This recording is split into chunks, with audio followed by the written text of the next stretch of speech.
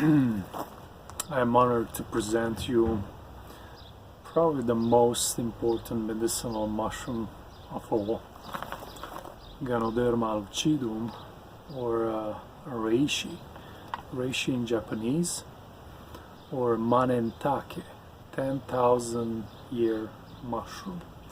In China they call it ling chi or ling zi, or mushroom of immortality. Now this is a great mushroom because it has so many uses in terms of healing.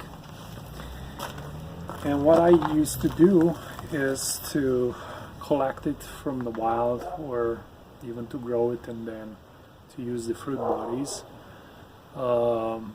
But you may also use mycelium if you want, but you have to look into the medicinal potency of the mycelium versus the fruit bodies, which is a famous discussion. I'm not going to get into that now.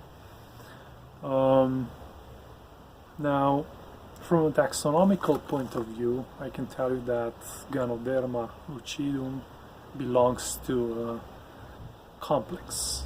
This complex contains a lot of forms and varieties, and it wasn't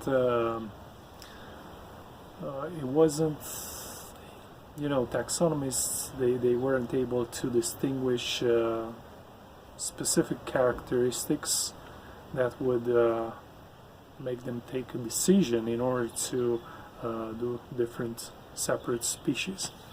So they kept the whole thing into a complex, and they said, okay, this is the Ganoderma lucidum complex. But everything in that complex goes around the sensu stricto, which is Ganoderma lucidum. So it may be confused easily with Ganoderma tsuge, for example. Ganoderma tsuge looks pretty much like Ganoderma lucidum, but grows on hemlock, while Ganoderma lucidum is known to prefer mostly hardwoods, while tsuge primarily hemlock. Also, it may be confused with some other Ganodermas out there, like Ganoderma curtisi.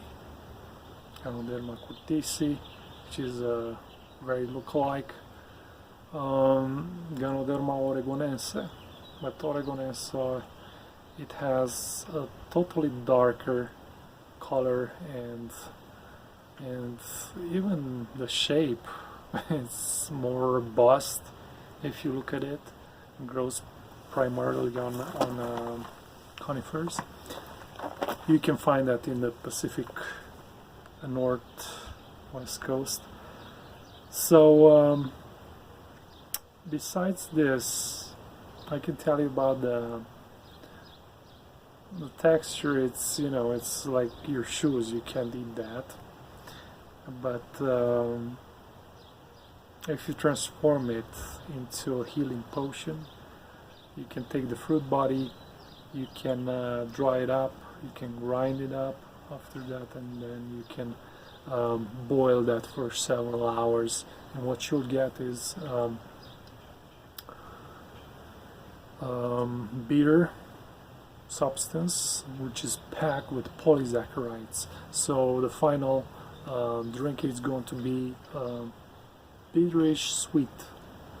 The sweetness is given by the polysaccharides that through this boiling process, they're going to be released out of the cellular membrane.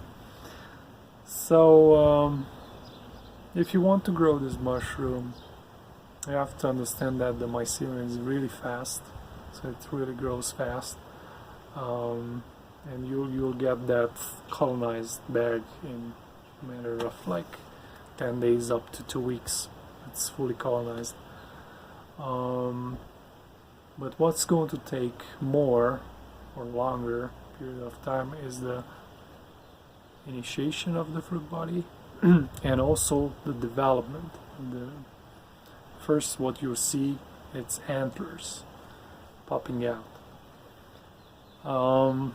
Now, I've seen this mushroom grown by most growers in bags, plastic bags, and they keep the bag closed up.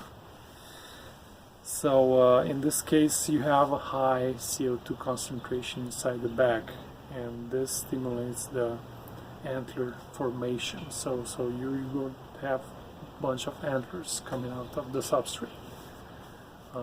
If you're going to cut up open that bag, then in contact with oxygen, the mushroom is going to start to develop caps. You can also make a hole in the bag after it's fully colonized, and that's going to stimulate the formation of cap directly if you want. You can grow it that way if you will.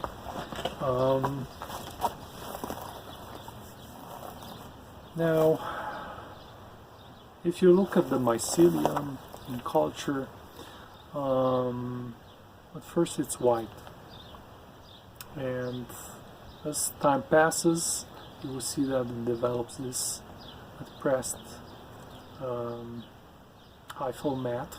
So it's going to form a mat which is going to be impenetrable after like 2 weeks of leaving that mycelium to stay in the plate after it's been covered. That's why this mushroom is also used in making bricks, in making different objects. You can experiment with this mushroom a lot, and I can tell you that there are different colors. Comes in you have yellow, you have black, you have purple, but the most common is the red color. So yeah, reishi, it's a very interesting mushroom, and I would definitely suggest you to try to grow that a little bit later, probably after you're going to grow shiitake and so on. But if you really want to, you can go straight to that. It needs a nutritious substrate, and yeah, mostly you can grow it with bran, different kinds of brands out there. On both hardwoods and conifers, but mostly focus on hardwoods if you really want to grow this one. Okay.